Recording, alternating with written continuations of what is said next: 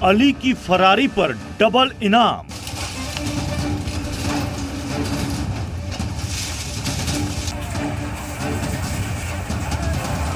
हमारा घर पूरा तोड़ के एक कर दिया और ये तोड़ के ये हौसला तोड़ना चाहते हैं, इस बात को समझिएगा। समाजवादी पार्टी के राष्ट्रीय अध्यक्ष आदरणीय अखिलेश यादव जी से कहकर आया हूं कि 6 महीने तक किसी की ट्रांसफर पोस्टिंग नहीं होगी भैया। जो यहां है वो यहां ही रहेगा।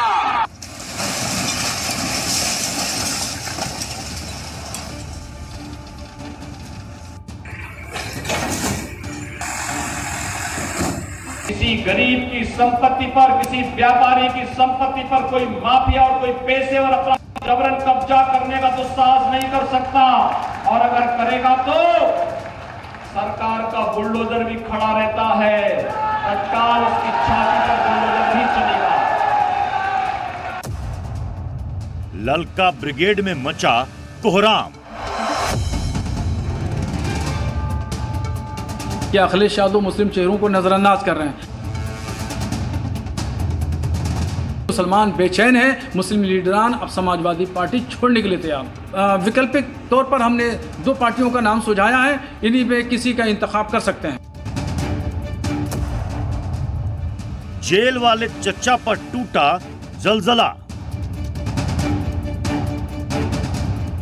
क्या आजम साहब की कमी तो कोई पूरी कर ही नहीं सकता, मैं तो क्या कोई भी नहीं कर सकता, लेकिन रामपुर के लोग और उनके जज्बात जो आजम साहब के लिए हैं वो शायद लफ्ज़ों में बयान नहीं हो सकते। हमारे कपड़ों से बदबू आती है हमारे राष्ट्रीय अध्यक्ष जी को। हमारे चीजों का हमारा नाम नहीं लेना चाहते हैं ना भाई। आपने मेरे शहर के बारे में बताया, आतंकवादियों को भी मत पूछे। मैं आपसे पूछना चाहता हूँ कि सारा ठीक है, अब्दुल ने लिया है, दलील अब्दुल उठाएगा, वोट भी अब्दुल देगा और जेल भी अब्दुल जाएगा। बबुआ का किला मिट्टी में मिला। श्री अखिलेश यादव जी इस समय बौखलाए पगलाए टाइप है। उनको लगा कि गुंडई के बल पर, अपराधियों के बल पर, दंगाइयों के बल पर कुछ खाता खोल लेंगे, लेकिन उनका खाता ही नहीं खुला। समाजवादी पार्टी समाप्तवादी पार्टी हो गई। सर चेहरे पे मुस्कुराहट कुछ बहुत कुछ बयां कर रही है सर। वो घोषणा कब तक होगी, क्योंकि आप कह रहे हैं कुछ बहुत जल्दी उचित समय आएगा। नवदुर्ग क्या सत्तारूढ़ दल को कई दशकों के बाद, मुझे लगता है कि लगभग 37 वर्षों के बाद, 1982 में हुआ था बहुमत और अब 2022 में 1982 के बाद, मतलब 40 साल के बाद बहुमत मिला है। मैं प्रदेश के आम जनता को हार्दिक बधाइयां देता हूं, शुभकामनाएं देता हूं। बवाली भौकाली पस्त MY फॉर्मूला हिला। बबुआ का समाजवादी किला मिट्टी में मिला।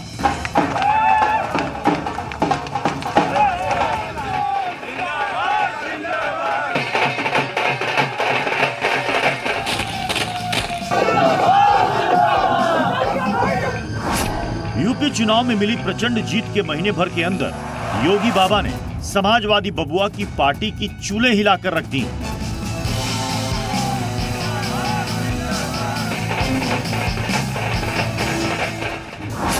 बबुआ के बवालियों और भौकालियों की हवा टाइट हो चुकी है। बाबा का बुलडोजर ब्रिगेड उनकी हनक निकाल रहा है।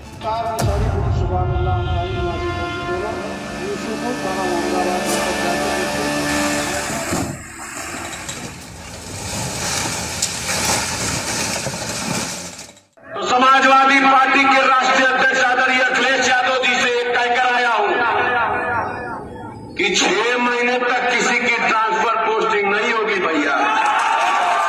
आखिर जब घर जलाना हुआ तो सबसे पहले हमारा घर जलाया, हमारा घर तोड़ा, हमारा घर पूरा तोड़ के एक कर दिया।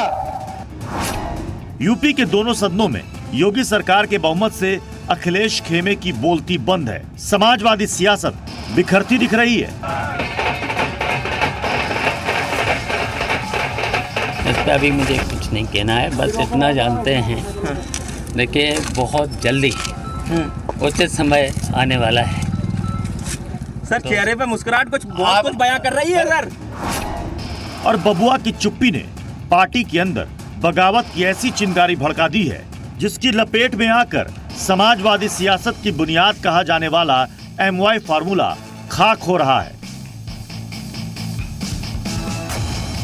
उसके मुंह से भी अगर आवाज निकलेगी तो हमारी भी बंदूकों में से आधी सुई धुआं नहीं निकलेगा, गोली निकलेगी, बताना चाहता हूं।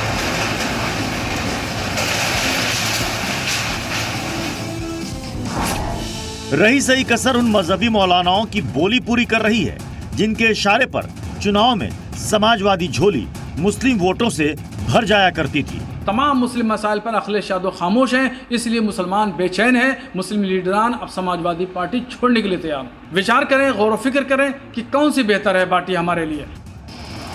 बरेली की दरगाह आला हजरत के मौलाना शहाबुद्दीन बरेली मुस्लिम वोट बैंक के बरेलवी फिरके की वो आवाज है जिन्होंने मुलायम सिंह के जमाने से यूपी में समाजवादी सियासत को मुस्लिम तबके से जोड़ रखा था।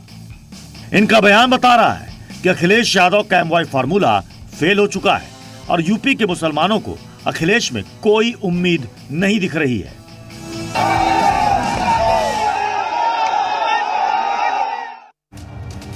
सवाल यह है कि ये उम्मीद टूटी कैसे, तो उसका जवाब खुद समाजवादी पार्टी के अंदर से निकलकर सामने आ रहा है। अखिलेश से नाराजगी जताते हुए इस्तीफे ठोके जा रहे हैं। इसमें ताजा इस्तीफा समाजवादी पार्टी के विधानसभा सचिव सलमान जावेद राइन का है। राइन ने इस्तीफे वाली चिट्ठी में लिखा है, मुस्लिमों के खिलाफ हो रही कार्रवाई पर सपा खामोश है।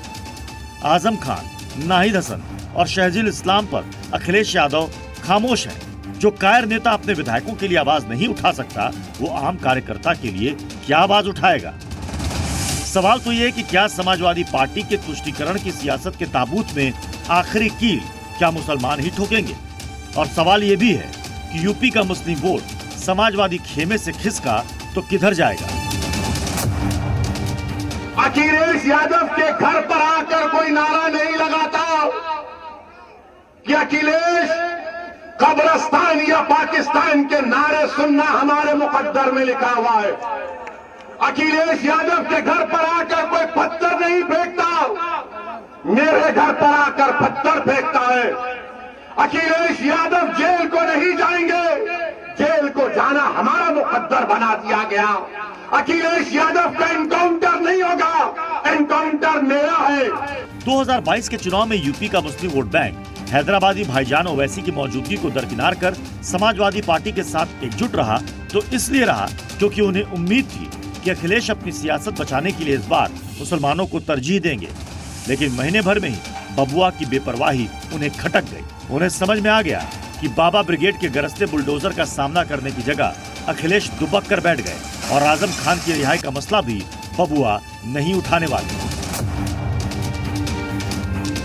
और कन्नौज में जब पहली बार अखिलेश यादव जी चुनाव लड़े थे तो टीपू को सुल्तान बना दो, ये नारा भी आजम खान साहब ने दिया था। जनता ने सुल्तान बनाया भी था, उनको जिताया भी था। ये सुलूक किया है कि बेमुरवती का ये आलम है।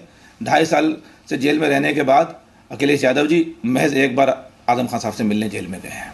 हमारा तो आजम खान साहब का नाम भी नहीं लेते हैं अखिलेश यादव जी मंचों से। अपने तस्वीर तो लगा लेते हैं कि वोट मिल जाए, लेकिन ये नहीं चाहते हैं कि आजम खान साहब जेल से बाहर आ जाए। अखिलेश ने इसी हालात से बचने के लिए आजम खान के बेटे अब्दुल्ला आजम और मुख्तार अंसारी के बेटे अब्बास अंसारी को चुनावी टिकट दिया था, लेकिन योगी के बुलडोजर ने महीने भर में बबुआ की सारी सियासत को मटिया मेट करके रख दिया है। मतलब उनके कार्य संतुष्ट नहीं है, आपके मुसलमानों के हित में काम कर रहे हैं, वो नहीं कर रहे, वो नहीं कर रहे, पूरी समाजवादी काम नहीं कर रही मुसलमानों के लिए। ब्यूरो रिपोर्ट, जी मीडिया।